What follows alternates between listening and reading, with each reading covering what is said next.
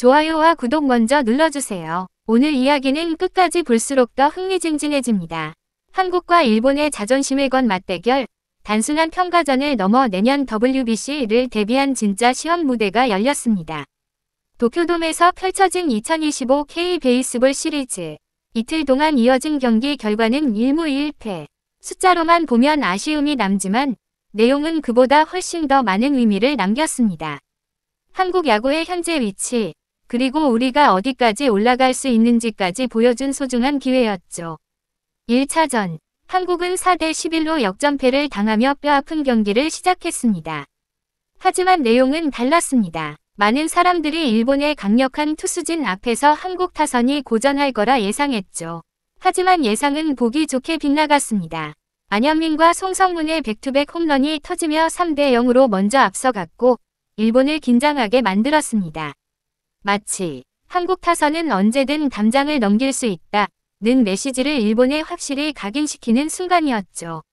선두타자 신민재는 3안타 2득점으로 존재감을 뽐냈습니다.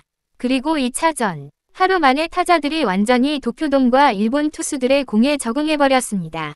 장단구 안타로 7점을 뽑아내며 한일전의 긴장감은 최고조에 달했습니다.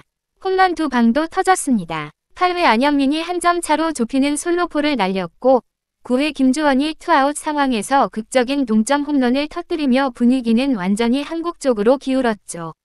이런 끈질긴 타력은 보는 사람까지 전율하게 만들 정도였습니다. 타선은 확실히 강했습니다. 송성문, 문현빈, 박혜민이 멀티히트로 국제전에서도 통한다는 걸 보여줬습니다. 신민재 역시 2경기 연속 안타의 타점까지 기록하며 공수주 모두에서 높은 에너지를 보여줬습니다. 하지만 반대로 투수진은 냉정한 현실과 마주해야 했습니다. 젊은 파이어볼러들이 대거 포함된 한국 마운드는 이번 경기에서 무려 23개의 사사구를 내줬습니다. 심지어 2차전에서는 밀어내기 볼넷만 4번을 허용했죠. 오원석, 조병현, 김영호, 배찬승 등 잠재력 높은 투수들이었지만 국제대회 경험 부족이 확실하게 드러난 경기였습니다.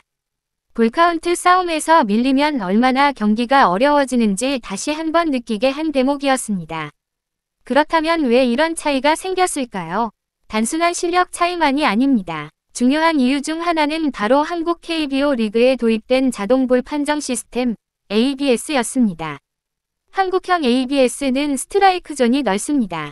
좌우 기준폭이 47.18cm. 끝만 스쳐도 스트라이크 판정을 받을 만큼 투수들이 넓게 활용할 수 있는 존이죠.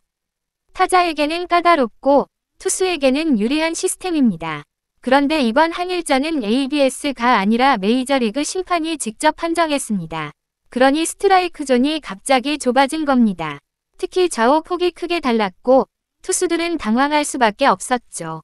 이 정도면 스트라이크겠지 했던 공이 모두 볼 판정을 받으면서 루키 투수들은 흔들리기 시작했습니다. 볼넷이 쌓이고 급해진 마음에 더 강하게 던지다가 폭투까지 나오며 악순환이 이어졌습니다. 여기에 도쿄돔의 특성도 영향을 줬습니다. 상승기류 덕분에 공이 뜨면 멀리 가는 경기장, 일본 타자들에 대한 낯설음, 그리고 한국보다 빠른 피치클락까지 겹치면서 불필요한 압박이 더해졌죠.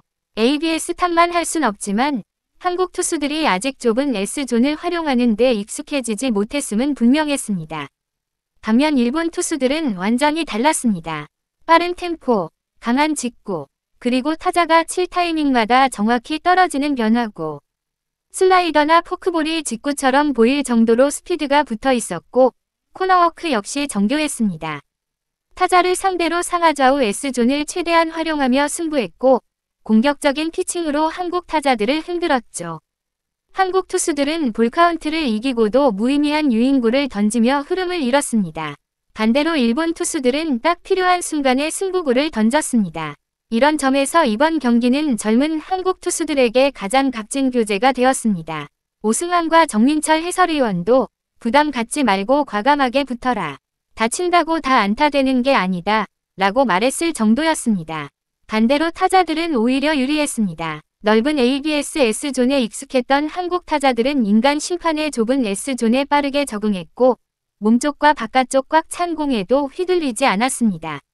2차전에서만 무려 9개의 볼넷을 얻어내며 일본 투수들을 흔들었고 덕분에 풀스윙 찬스도 충분히 확보할 수 있었습니다. 수비에서도 한국은 충분히 경쟁력이 있었습니다. 정우주의 한 번의 송구 실책을 제외하면 전체적으로 안정적인 수비였고 주루 또한 굉장히 공격적이었습니다.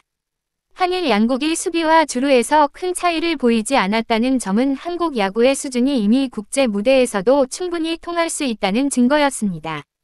이번 한일전은 결과보다 내용이 더 중요했습니다. 한국 야구는 분명 강한 타선, 좋은 운동 능력, 국제전에서 통할 재능을 갖춘 선수들이 많다는 걸 보여줬습니다. 하지만 동시에 투수진의 볼카운트 관리, 공격적인 피칭, 좁은 S존에 대한 이해, 그리고 경험의 차이가 얼마나 중요한지도 깨달았습니다.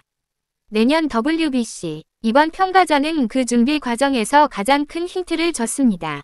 보완해야 할 점은 분명하고 발전 가능성도 확실합니다. 한국 야구는 성장하고 있고 이번 경기는 그 여정의 중요한 이정표가 되었죠. 영상 끝까지 시청해 주셔서 감사합니다. 다음 이야기에서도 더 흥미로운 분석과 생생한 이야기로 찾아오겠습니다.